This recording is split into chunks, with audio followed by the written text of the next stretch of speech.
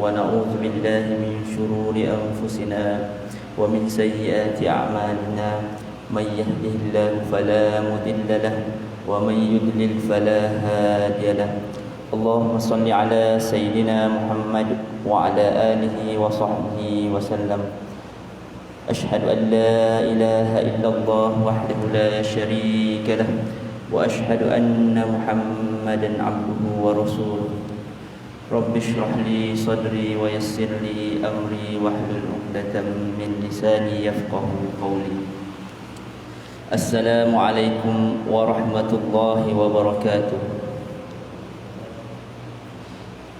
Alhamdulillah, syukur kehadirat Allah Subhanahu wa taala dengan nikmat, dengan kasih sayang yang diberi kepada kita pada pagi ini. Insya-Allah kita dapat bangkit daripada tidur. Sebenarnya tidur-tidur ni disebutkan juga sebagai mati yang kecil. Kita hilang sekejap. InsyaAllah, Alhamdulillah, Allah masih bangkitkan lagi kita. Kemudian Allah berikan lagi kita nikmat iman dan Islam, nikmat yang tiada nilai, tiada harganya. Iman dan Islam ini anugerah yang Allah pilih. Allah pilih hamba-hambanya yang bertakwa. Allah pilih hamba-hambanya yang terpilih untuk mendapat nikmat iman dan Islam. Kemudian kita juga dapat nikmat sihat. Alhamdulillah, ramai di kalangan kita juga Allah berikan nikmat sihat, dan ada di kalangan kita juga yang Allah uji dengan nikmat sakit. Namun masih lagi akal fikiran kita dapat berfungsi. Ada syukur di situ sebenarnya. Kemudian Allah beri lagi masa pada kita, masa yang kita tidak boleh ulang sebenarnya masa ini. Allah beri masa saat ketika kita dapat bersama-sama menuntut ilmu, walaupun dalam keadaan yang disebutkan dalam norma baharu, kita belajar melalui disebut sebagai talian, FB Live dan sebagainya. Masih lagi diberi peluang.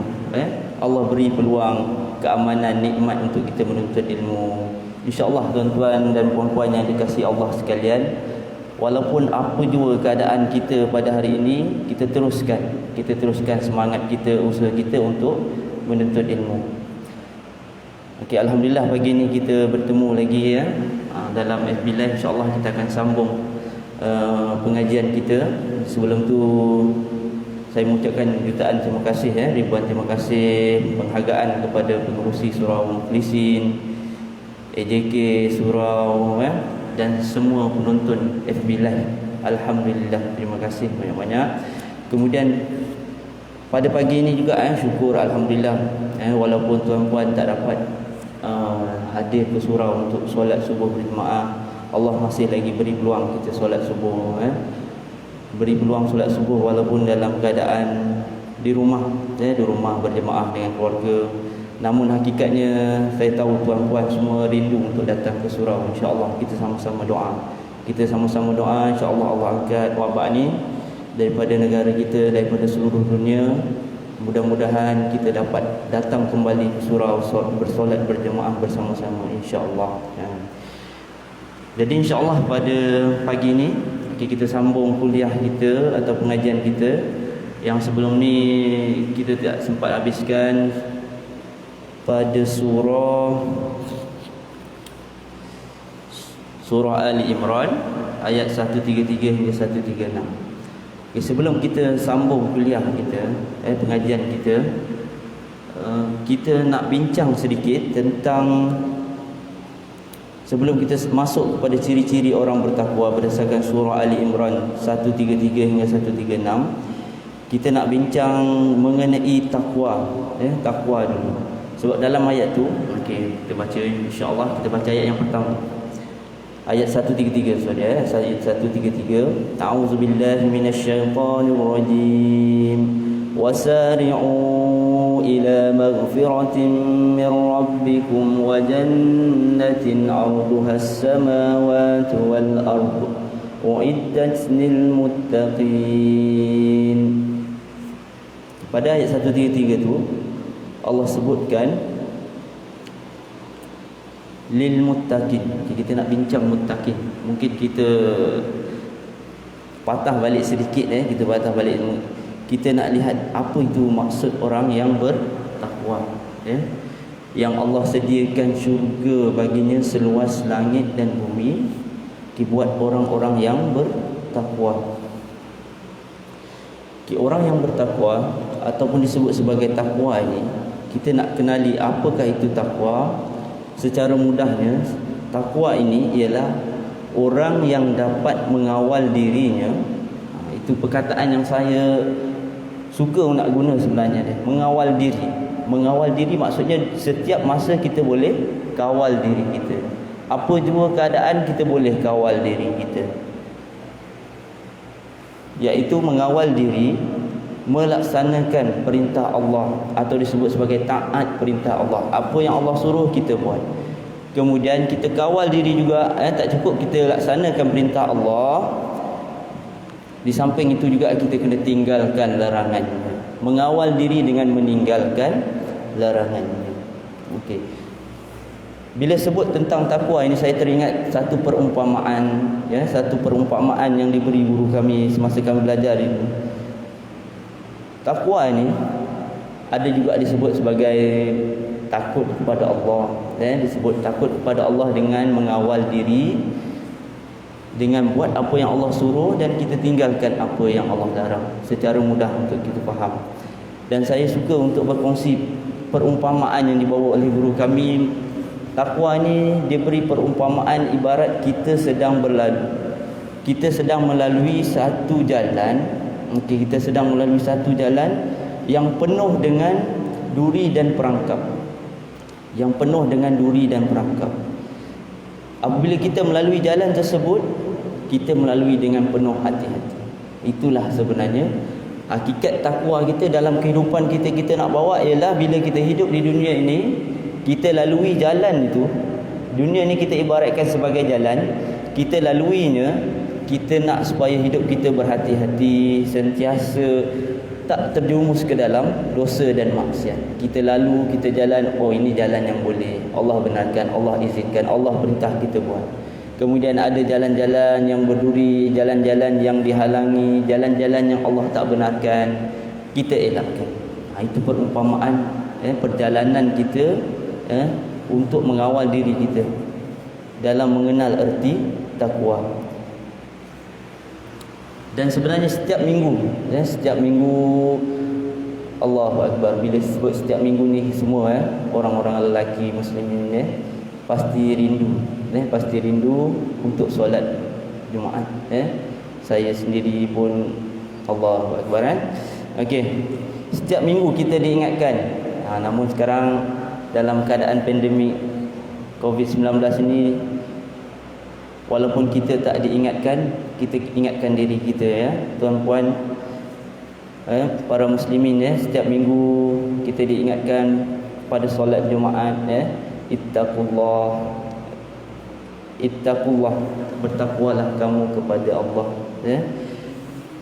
Dan kita lihat, sebelum kita pergi lebih jauh, kita lihat InsyaAllah untuk kuliah kita, kita akan lebih banyak berinteraksi dengan Al-Quran. Dan saya harap tuan-puan dapatlah bersedia dengan Al-Quran. Kita akan lihat sendiri ayat-ayat yang kita akan bincangkan. Sebagai contoh, ayat yang kita nak lihat ni ialah ayat pada muka surat 63 mushaf saya. Biasanya mushaf dia tak, mushaf Osmani dia tak lari sangat muka surat ni. InsyaAllah kita tengok muka surat 63 ayat 102. Ayat 102. Allah ingatkan, Allah ingatkan kita setiap minggu. Dan khatib biasanya akan baca ya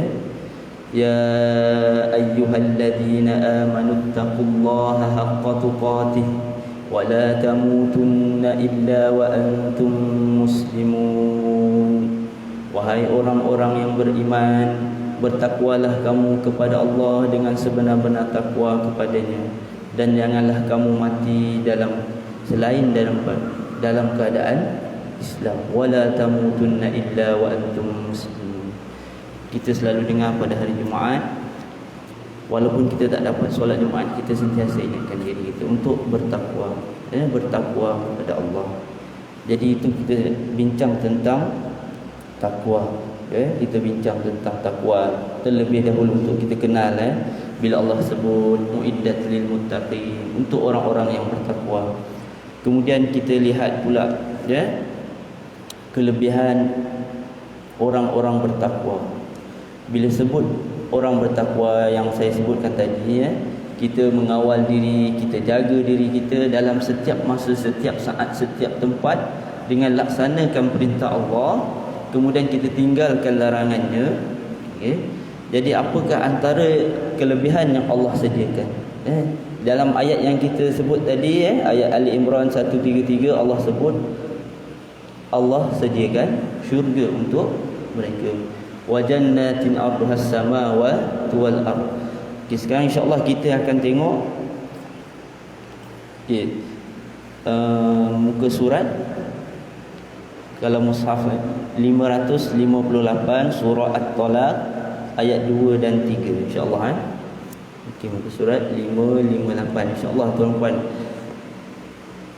Dalam pengajian kita, dalam pengajian bila kita belajar tentang Al-Quran, saya selalu ingatkan, bila kita belajar tentang Al-Quran ataupun kita mengikuti kelas-kelas tafsir Al-Quran, sebaik-baiknya kita ada tafsir Quran sama-sama.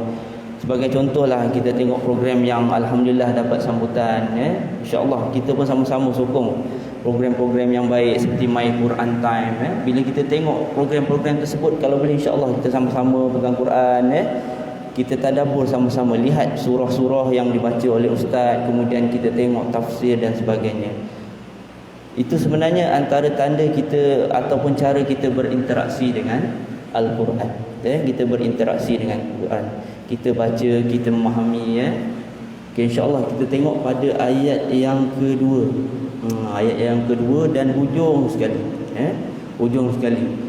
Dan sebenarnya ayat ni untuk orang-orang orang Islam di Malaysia ni dia masyhur jugalah. Okey, kita tengok ayat 2 dan 3 yang hujung sekali. Ayat 2 kita ambil hujung. Kita nak lihat apa kelebihan untuk orang-orang yang bertakwa. Allah sebut dalam surah At-Talaq hujung ayat yang kedua, وَمَنْ يَتَّقِ اللَّهَ يَجْعَلْ لَهُ مَخْرَجًا. Ayat 2 sama ayat 3, وَيَرْزُقْهُ مِنْ حَيْثُ لَا يَحْتَسِبُ وَمَنْ يَتَوَكَّلْ عَلَى اللَّهِ فَهُوَ حَسْبُهُ إِنَّ اللَّهَ بَالِغُ أَمْرِهِ قد جعل الله لكل شيء قدرا. Kita lihat maksudnya. Dan sesiapa yang bertakwa kepada Allah dengan mengerjakan suruhannya dan meninggalkan larangannya, nescaya Allah akan mengadakan baginya jalan keluar daripada segala perkara yang menyusahkan, serta memberinya rezeki dari jalan yang tidak terlintas di hatinya. Dan ingatlah, sesiapa yang berserah diri bulat-bulat kepada Allah, maka Allah cukuplah baginya untuk menolong dan menyelamatkannya. Sesungguhnya Allah tetap melakukan segala perkara yang dikehendakinya. Allah telah menentukan kadar dan masa bagi berlakunya tiap-tiap sesuatu. Bila kita tengok ayat ini, kita tahu bahawa Allah sebut orang-orang yang bertakwa ni, Allah beri jalan mereka keluar. Okey, ulama sebut makhraja, ini jalan keluar apabila kita berada dalam kesempitan. Apabila kita ada dalam kesempitan, kita ada dalam masalah, bila Allah keluarkan kita daripada masalah tersebut, kita akan rasa lapang. Itulah disebut sebagai makhraja, tempat keluar yang asalnya kita berada dalam keadaan yang sempit, susah dan sebagainya. Jadi untuk orang yang bertakwa ni, Allah janjikan, Allah janjikan orang bertakwa, Allah akan tunjukkan, Allah akan keluarkan dia daripada kesempitan, kesusahan, masalah dan sebagainya. Kemudian Allah sebut, Allah sebut, dan Allah akan merezekikan, wa yarzuqhu min haitsu la yahtasib. Allah akan memberinya rezeki jalan yang mana dia tidak sangka-sangka. Disebut dalam banyak tafsir ada. Jalan yang disangka-sangka. Allah akan beri rezeki melalui jalan yang dia tidak sangka. Kemudian Allah sambung tentang tawakal. Siapa yang bertawakal, cukuplah Allah baginya. Allah akan membantunya. Itu antara kelebihan orang-orang yang bertakwa. Jadi insya-Allah kita akan sambung kita akan sambung pengajian kita patah balik ke surat 67. Okey, 67 surah Ali Imran. Okey, insya-Allah kita sambung pada kuliah yang lepas pada pertemuan yang lepas kita sudah membincangkan dua ayat dan banyak sebenarnya ciri-ciri walaupun dua ayat banyak ciri-ciri, kita ulanglah sedikit. Allah sebut dalam ayat 134, alladzina yunfiquna fis sarra'i wad dharra'i wal kaziminal ghaidh wal 'afina 'anil nas wallahu yuhibbul muhsinin. Ciri-ciri orang bertakwa yang menginfakkan hartanya sewaktu senang dan susah, menahan kemarahannya, memaafkan orang lain, dan Allah suka kepada orang yang berbuat kebaikan. Okay, insya-Allah kita sambung ayat 135. 135 136. والذين إذا فعلوا فاحشة أو ظلموا أنفسهم ذكروا الله فاستغفروا لذنوبهم ومن يغفر الذنوب إلا الله ولم يصروا على ما فعلوا وهم يعلمون أولئك جزاؤهم مغفرة من ربهم وجنات تجري من تحتها الأنهار خالدين فيها ونعم أجر العاملين. Kita tengok maksud ayat 135. Dan juga kita sambungan ciri-ciri orang bertakwa berdasarkan surah Ali Imran ayat 133 hingga 136. Okey, sebenarnya ciri-ciri orang bertakwa ni sangat menarik untuk kita kaji sangat menarik untuk kita kaji sebab banyak Allah sebut dalam Quran. Bila kebanyakan ayat bila Allah sebut tentang orang bertakwa,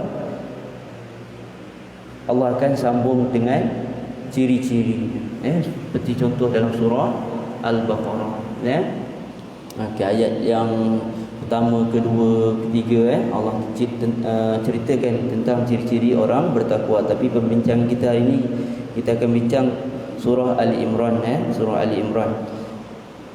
Kita lihat maksud 135. Dan juga orang-orang yang apabila melakukan perbuatan keji atau menzalimi diri sendiri, mereka segera mengingat Allah lalu memohon keampunan atas dosa-dosanya. Dan siapa lagi yang dapat mengampunkan dosa-dosa selain daripada Allah? Dan mereka tidak meneruskan perbuatan dosa itu sedangkan mereka mengetahui. Balasan bagi mereka ialah keampunan daripada Tuhan mereka dan syurga-syurga yang mengalir di bawahnya sungai-sungai. Mereka kekal di dalamnya, dan itulah sebaik-baik pahala bagi orang yang beramal. Allah sebut dalam ayat 135 Allah menggambarkan ciri-ciri orang bertakwa. Yang pertama kita kena faham sebagai manusia kita akan buat dosa. Kita tidak boleh lari daripada berbuat dosa. Dan Allah dengan maha pemurahnya, maha penyayangnya, Allah ciptakan kita dan Allah tahu kita berbuat dosa. Allah tidak menzalimi kita, hamba-Nya. Allah memberi satu peluang yang mana kita boleh rebut peluang tu selagi mana ada hayat kita, selagi mana ada nyawa kita.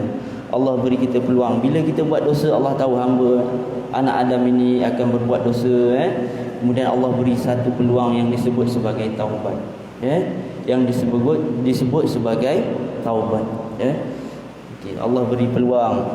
Bila kita berbuat dosa, perkara keji dan menzalimi diri sendiri, dalam kita sebut dua-dua ni adalah perkara maksiat lah, disebut sebagai perkara-perkara yang boleh mendatangkan kemurkaan Allah, atau dengan bahasa mudahnya perkara-perkara yang dilarang oleh Allah. Apabila kita buat benda dosa, menzalimi diri sendiri, lalu mereka memohon keampunan, itulah sebenarnya disebut sebagai taubat. InsyaAllah pada pagi ni insyaAllah kita akan fokus kepada satu lagi perkara. Sebelum ni kita dah bincang tentang takwa. Kemudian ayat kita 135 ini bercerita tentang taubat.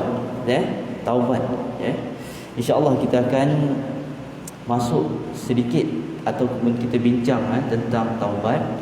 Okay, secara mudahnya taubat ini ialah kita memohon keampunan setelah kita melakukan dosa atau maksiat.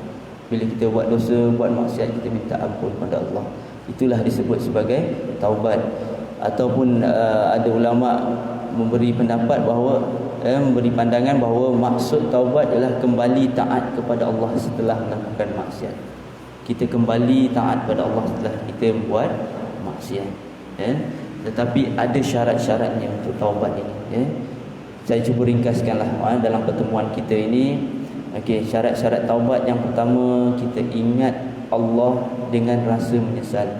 Apabila kita melakukan dosa, disebut tadi, kita ini anak Adam, kita tidak akan lari daripada berbuat dosa. Sebagai manusia, kita tidak akan lari berbuat dosa.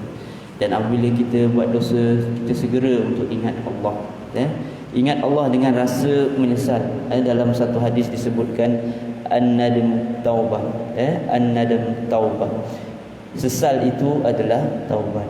Antara cara bertaubat ialah kita kena ada rasa menyesal. Ya Allah, menyesalnya aku buat dosa, ya Allah. Rasa menyesal. Kemudian kita beristighfar. Okey, istighfar astaghfirullahalazim. Astaghfirullahalazim. Mungkin kita orang-orang bukan tuan-puanlah, saya sendiri pun masa muda-muda, masa kanak-kanak kan, bila sebut astaghfirullahalazim, kita rasa macam kita sebut, kita sebut tetapi kita tak menjiwai, kita tak menjiwai astaghfirullahalazim apa sebenarnya. Padahal pada lafaz astaghfirullahalazim itu terdapat lafaz yang sangat mulia, sangat berat bagi pendosa. Okey, saya sebutlah awal, insya-Allah kita akan bincang lagi kalau ada kesempatan masa, kita akan bincang istighfar. Tapi secara mudahnya astaghfirullah itu ialah kita mohon ampun kepada Allah. Astaghfir, ya Allah ampunkanlah aku. Astaghfirullah, ya Allah ampunkanlah aku. Jadi tuan-puan yang dikasihi sekalian, bila kita memahami maksud astaghfirullahalazim itu, kita sebut dengan kita menghayati. Kita menghayati. Bila itu astaghfirullahalazim, ya Allah ampunkanlah aku, dalam hati kita. Sebab bahasa Arab ni bukan bahasa ibunda kita. Jadi bila kita sebut itu, kita nak menghayati itu perlu memahami. Jadi bila memahami, kita sebutlah dalam hati, dalam bahasa ibunda kita. Astaghfirullahalazim, ya Allah ampunkanlah aku, ya Allah. Bila kita sebut astaghfirullahalazim, ampunkanlah aku. Yang pertama tadi kita ulang, yang pertama rasa menyesal, ya Allah menyesalnya aku. Kemudian yang ketiga, berhenti melakukan dosa. Berhenti melakukan dosa ni Allah sebut dalam ayat yang kita nak bincang ini, Kita cuba tengok ayat 135 yang akhir tu, walam yusirru ala ma fa'alu. Allah sebut dalam ayat tu, walam yusirru ala ma fa'alu, mereka tidak lagi meneruskan, mereka tidak lagi meneruskan perbuatan dosa itu.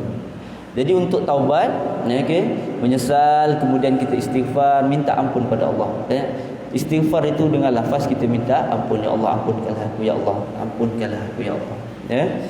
Kemudian kita berhenti melakukan dosa tersebut. Kita dah tak buat dosa tersebut. Kemudian saya juga nak sebut tentang bertaubat ini. Sebenarnya taubat ini Allah sebut dengan keadaan yang segera. Segera disebutkan dengan keadaan yang segera.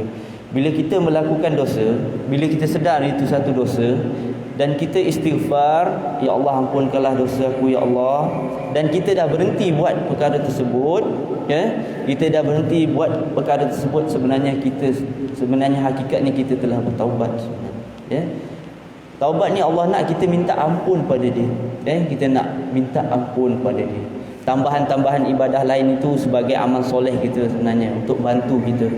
Tapi hakikat taubat tu kita rasa menyesal, kita minta ampun pada Allah, kita berhenti buat dosa. Insya-Allah Allah Maha Pengampun, Allah Maha menerima taubat. Itulah sebenarnya taubat. Kita Allahumma salli ala Muhammad. Okey. Saya nak sebut nanti kita sebut jugalah kita sebut juga sebab ramai orang yang beranggapan bahawa taubat ini dia nak tangguh. Dia nak tangguh. Contohnya dia buat satu dosa, dia sedar dah. Kemudian dia kata tak apalah, kita nanti taubat malam nantilah. Malam nanti time kita nak bangun tahajud ke, ataupun kita tangguh, kita kata tak apalah esoklah kita taubat. Jangan tuan-puan, taubat tu kena segera. Dalam masa tu juga bila kita rasa menyesal, sebenarnya Allah dah buka pintu-pintu untuk kita bertaubat. Kita minta ampun terus pada masa itu. Astagfirullah. Dan saya juga sebut kepada anak-anak murid saya, kalau mereka bila melakukan dosa, walaupun dalam keadaan mereka berpakaian, pakaian yang mereka buat dosa, ataupun dalam keadaan mereka pegang benda yang mereka buat dosa, tapi ada rasa penyesalan, bertaubatlah masa tu juga. Bertaubatlah pada masa tu juga. Sebab masa untuk kita tak tahu.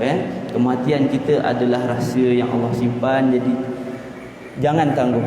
Bila bertaubat, bila kita sedar, terus bertaubat. Ya Allah ampunkanlah aku ya Allah. Kemudian syarat yang keempat kita sebut ialah bila berkaitan dengan orang. Bila berkaitan dengan orang, yang ni kita kena betul-betul perhatikan juga. Kita menjaga hubungan kita dengan Allah, kita taubat dengan Allah. Allah itu Maha Pemurah, Maha Pengampun. Insya-Allah Allah akan ampunkan dosa kita dengan sifat pemurah Allah, dengan sifat Rahman Rahim Allah ampunkan kita. Tetapi bila berkaitan dengan manusia, hablum minan nas, kita kena selesaikan. Untuk kita bertaubat, kita selesaikanlah. Ada salah silap kita dengan manusia dan sebagainya, ada kita terambil hak orang lain dan sebagainya, kita pulangkan. Mohon maaf, pulangkan, insya-Allah. Itu syarat taubat.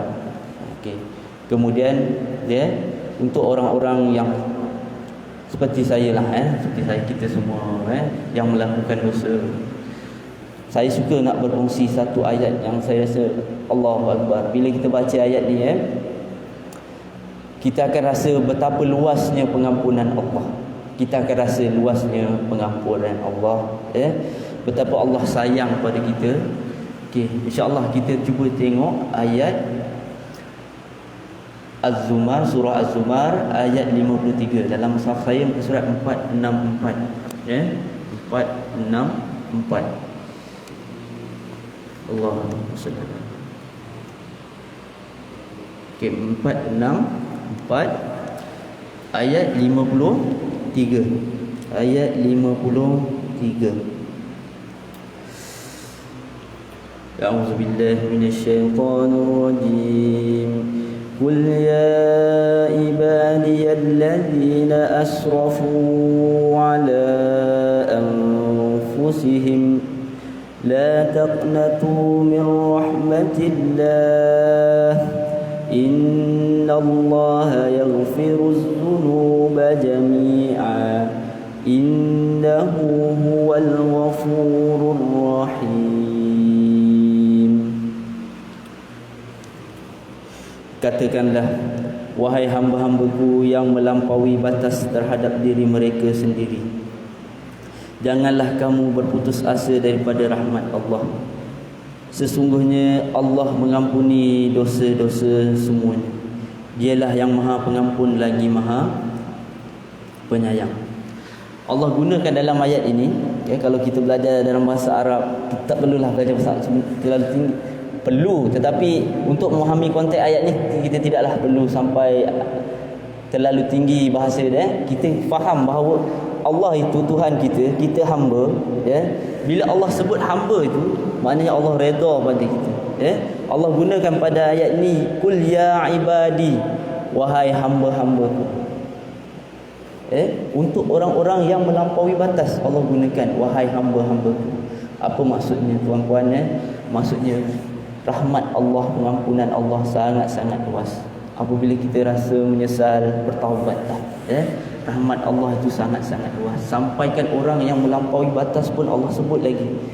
Dalam keadaan kita nak bertaubat tu, Allah panggil lagi wahai hamba-hambaku.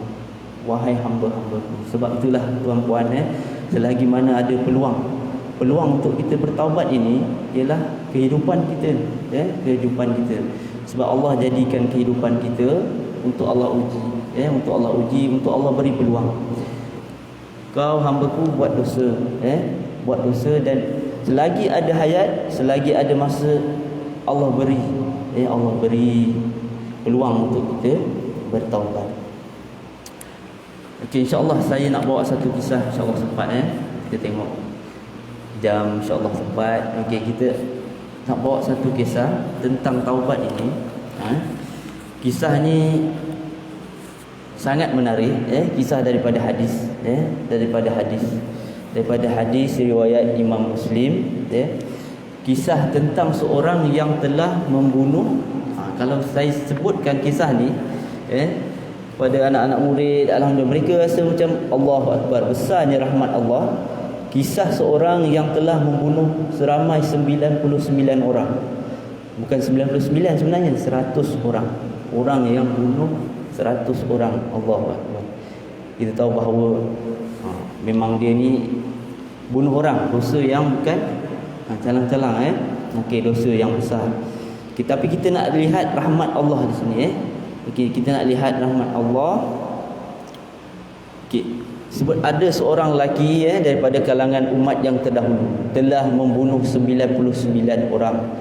Lalu dia bertanya tentang orang yang paling mengetahui. Lalu ditunjukkan kepada seorang rahib. Rahib ni ahli agama.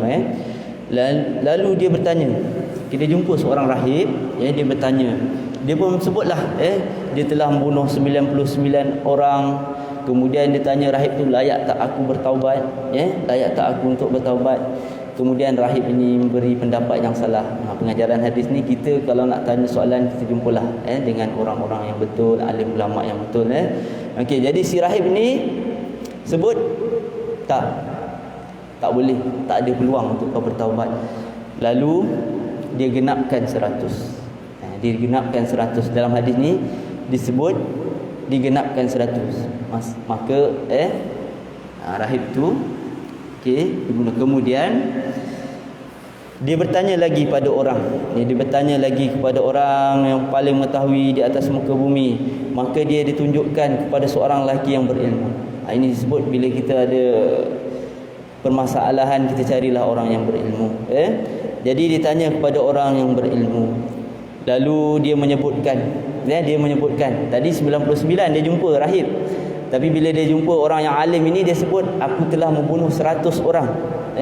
Dalam hadis ni sebut aku telah membunuh 100 orang. Kemudian dia tanya, masih layakkah aku untuk bertaubat? Masih layakkah aku untuk bertaubat?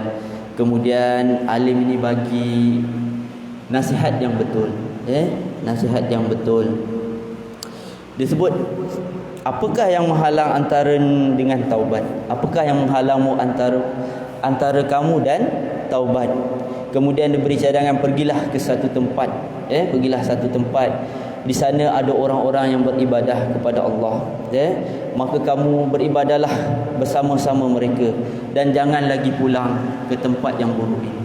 Jadi alim itu bagi cadangan hijrah. Daripada hadis ini sebenarnya antara cara untuk kita bertaubat atau kita mulakan kehidupan baru itu hijrah sebenarnya. Antara pengajaran yang kita boleh ambil daripada. Kemudian kita sebut, kita sambung cerita dia pun bertolak ke tempat yang disebutkan sehinggalah sampai di pertengahan jalan. Dalam perjalanan tu dia nak pergi tempat yang alim tu sebut, tempat orang yang beribadah kepada Allah, tempat untuk dia memperbaiki diri. Hakikatnya sebenarnya orang yang bunuh orang itu, dia jumpa alim tu dalam keadaan dia sudah bertaubat sebenarnya. Ada penyesalan dalam hati dia. Jadi dalam perjalanan dia nak pergi tempat tu, dalam perjalanan itu Allah ambil nyawanya. Malaikat maut datang mengambil nyawanya. Jadi berselisihlah dua malaikat. Turunlah dua malaikat. Turun dua malaikat, disebutkan malaikat rahmat dan malaikat azab. Okay, bila kita manusia ni bila mati, akan turunlah dua malaikat ini, yang mana nak sambut kita. Kalau malaikat azab, maknanya buruklah, buruklah kesudahan kita. Kalau malaikat rahmat, insya-Allah, alhamdulillah, baiklah kesudahan kita. Jadi dua malaikat ni turun berebut nak ambil, nak ambil roh orang yang mati ni, nak bertaubat. Kemudian malaikat rahmat sebut dia datang ke sini dalam keadaan bertaubat. Dia telah cenderungkan hatinya kepada Allah. Jadi malaikat rahmat bagi alasan bahawa lelaki ni telah bertaubat dan hatinya nak berubah, nak pergi ke tempat untuk bertaubat, cenderung kepada Allah. Kemudian malaikat azab pula sebut dia tak buat lagi kebaikan, dia tidak buat amalan kebaikan lagi. Kemudian Allah datangkan satu malaikat untuk jadi disebut sebagai mengadililah kedua-duanya. Allah datangkan fa'atahum malakum fi surati adami.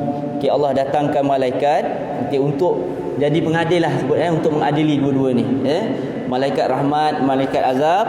Kemudian Allah perintahkanlah kepada malaikat tu suruh ukur. Contohlah ini negara yang tempat dia banyak buat maksiat, tempat dia berlaku dosa dululah, kemudian dia nak hijrah ke satu tempat yang mana alim tersebut, tempat tersebut tempat orang beribadah, tempat orang-orang nak berubah, orang nak dekat pada Allah. Jadi dalam perjalanan tu dia meninggal. Turun dua malaikat nak rebut, malaikat azab, malaikat rahmat. Kemudian datang satu malaikat untuk mengadili, siapa yang layak untuk ambil ruh. Kemudian Allahumma shalli ala Muhammad. Okey. Jadi dengan rahmat dan kasih sayang Allah, jadi macam mana disebutkan jika si fulan itu lebih dekat dengan tempat yang dia nak hijrah, lebih dekat tempat yang dia nak bertaubat, nak jadi orang baik, jadi itu milik malaikat rahmat. Kalau dia dekat dengan negara yang dia berlaku dosa tu, sebaliknya. Jadi dengan rahmat Allah, dengan rahmat Allah, ukurlah di antara dua bumi ini, yang mana lebih dekat. Jadi dengan rahmat Allah, orang yang berdosa tadi, yang bunuh 100 orang tadi, yang bertaubat kepada Allah, Allah dekatkan dia dengan tempat yang dia nak hijrah. Jadi malaikat rahmat ambil. Itu sebenarnya bila kita belajar kasih sayang Allah, dosa kita sebanyak mana pun kita bertaubat kepada Allah. Allah Maha Pengampun, Maha Penyayang, insya-Allah. Puan-puan, bila kita bertaubat, kita bertaubatlah bersungguh-sungguh. Antara cara taubat yang saya sebutkan tadi ialah istighfar. Istighfar. InsyaAllah kita nak ringkaskan sikit dari istighfar. Rasa kalau tak sebut ni masa macam tak cukup. Tak cukup. Kita sebutlah tentang istighfar. Istighfar yang mana saya sebut tadi, istighfar, bila kita sebut istighfar sebenarnya kita mohon keampunan daripada Allah. Ya Allah, ampunkanlah aku. Ya Allah, ampunkanlah aku. Nabi sendiri, Nabi Muhammad sallallahu alaihi wasallam, Allahumma shalli ala sayyidina Muhammad. Nabi sendiri disebutkan dalam riwayat Nabi istighfar lebih 70 kali sehari. Nabi yang Allah pelihara dia, Allah jaga dia, Nabi yang maksum, istighfar lebih daripada 7 kali. Kemudian dalam riwayat Muslim disebutkan Nabi 100 kali. Dalam lafaz yang Nabi sebut, fa inni atubu, aku bertaubat. Dalam keadaan Nabi itu yang tidak melakukan dosa, Allah dah janjikan syurga yang paling tinggi. Nabi istighfar, Nabi bertaubat. Disebut 70 kali, 100 kali. Kita hamba Allah yang biasa ini, banyakkanlah lagi istighfar.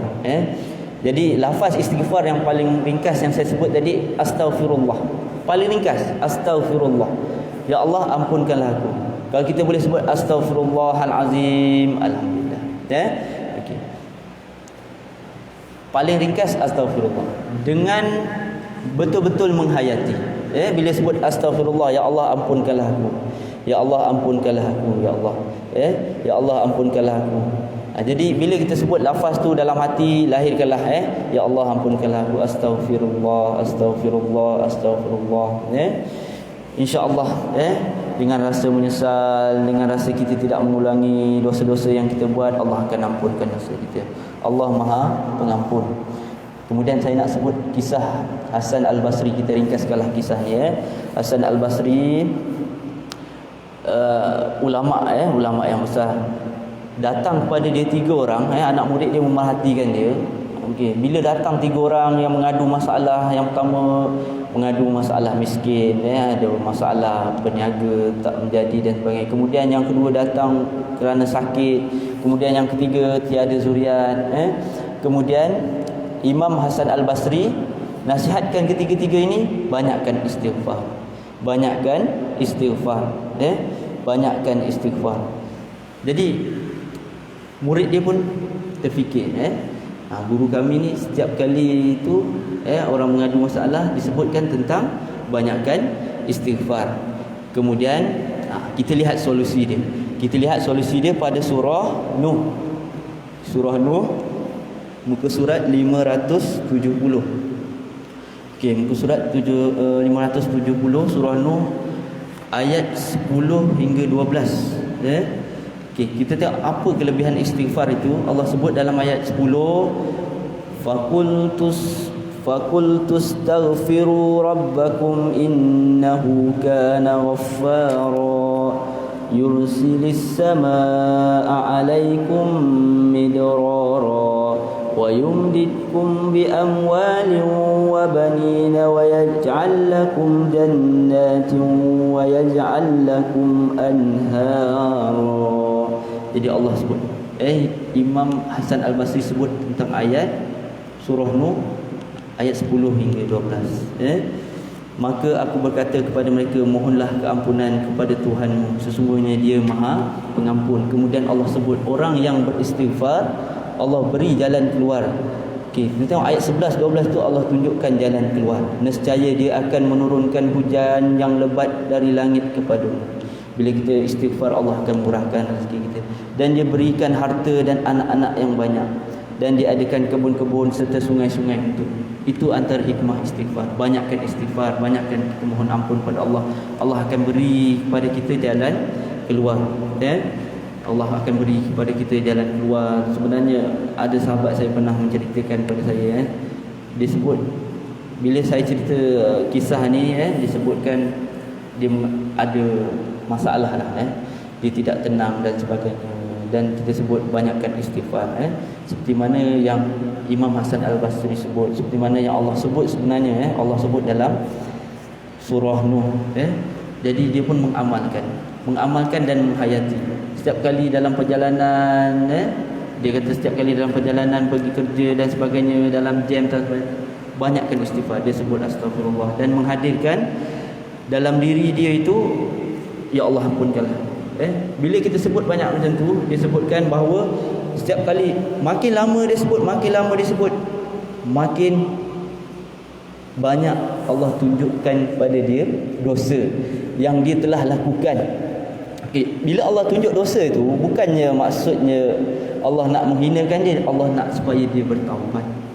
Bila dia nampak, ya Allah, ampunkanlah dosa aku, astagfirullah, dia nampak dulu, ya Allah, aku pernah buat ni, ya Allah, ampunkanlah. Bila kita nampak, kita tahu, ya Allah, aku dulu pernah ni, ya Allah, ampunkanlah aku. Jadi insya-Allah tuan-puan, kita banyakkan istighfar, kita banyakkan istighfar. InsyaAllah mudah-mudahan Allah ampunkan kita. Kemudian satu lagi amalan yang saya nak sebut juga, nak sebut secara ringkaslah, rasa macam rugi kalau kita tak sebut, sebab Nabi sebut sendiri, Sayyidul Istighfar. Amallah Sayyidul Istighfar. Sayyidul Istighfar tu ada dalam maksurat yang kita pernah baca di surau kita ni, secara online. Bilal Asrul saya dia baca maksurat. Dalam maksurat tu ada Sayyidul istighfar. Nabi sebut siapa yang baca pagi dan dia meninggal sampai waktu petang, kemudian Allah masukkan dia dalam syurga. Kemudian siapa yang baca pada waktu petang atau awal malam kemudian dia meninggal dalam tempoh tersebut, Allah akan masukkan dia dalam syurga. Jadi kita ambil masa masa kita maghrib, sebaiknya maghrib lah. Maghrib, selepas maghrib kita baca sayyidul istighfar. Allahumma anta rabbi la ilaha illa anta khalaqtani wa ana abduka wa ana ala ahdika wa wa'dika mastata'tu a'udzu bika min syarri a'udzu bika min Okey, kita tengok sayyidul istighfar. Sayyidul istighfar. A'udzu bika min syarri ma sana'tu abu'u laka bi ni'matika alayya wa abu'u bi dhanbi faghfir li fa innahu la yaghfiru dzunuba illa anta. Itu sayyidul istighfar. Tuan-puan boleh cari dalam maksurat. Jadikan amalan maghrib dan subuh, jadikan amalan, insya-Allah. Jadi insya-Allah sebagai kesimpulannya, saya nak sebut sekali lagi, sebagai orang-orang yang bertakwa, kita banyakkanlah istighfar. InsyaAllah mudah-mudahan Allah ampunkan dosa kita. Allah jadikan kita sebagai hamba yang bertakwa. Bila kita dapat kejayaan, itulah sebenar-benar kejayaan, insyaAllah. Mudah-mudahan kita sama-sama doa, Allah jadikan kita orang bertakwa. Allah angkat wabak COVID-19 ini, insyaAllah. Jadi insyaAllah kita akan, jika diberi peluang kita akan jumpa pada pertemuan akan datang. Jadi aku liqauli hadza wa astaghfirullah li wa lakum. Wassalamualaikum warahmatullahi wabarakatuh. Subhanakallahumma wa bihamdika asyhadu an la ilaha illa anta astaghfiruka wa atubu ilaik.